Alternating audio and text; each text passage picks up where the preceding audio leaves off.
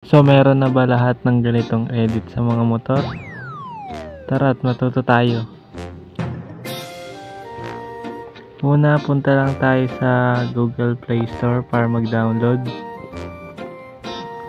Click nyo lang yan, pero kung meron na kayo, i-open nyo na lang siya. Yan, ito meron na ako, kaya i-open ko na lang. So, pagdating nyo dyan sa Google Gemini, ang unang lalabas yan, ito. Yan, tanggalin lang natin yan. Ang kiklik nyo lang itong plus sa may gilid. Ayan. Tapos, upload lang kayo ng picture na gusto nyong i-edit. May mga picture na hindi kaya ng AI na i-edit. Kaya pili kayo ng malinaw na picture. So, ayan. Ito. Ang una natin itatry.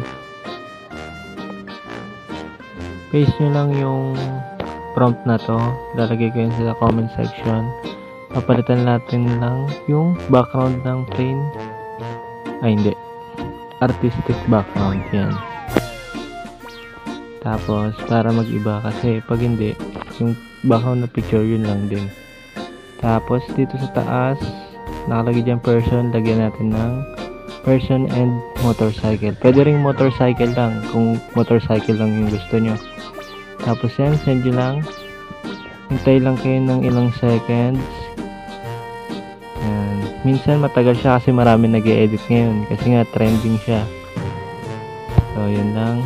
Skip na natin tong part na to. Boom! O, diba? Meron na agad.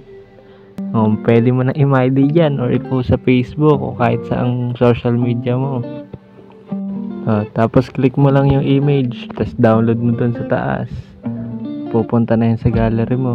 So, yun lang. Happy edit. Follow for more.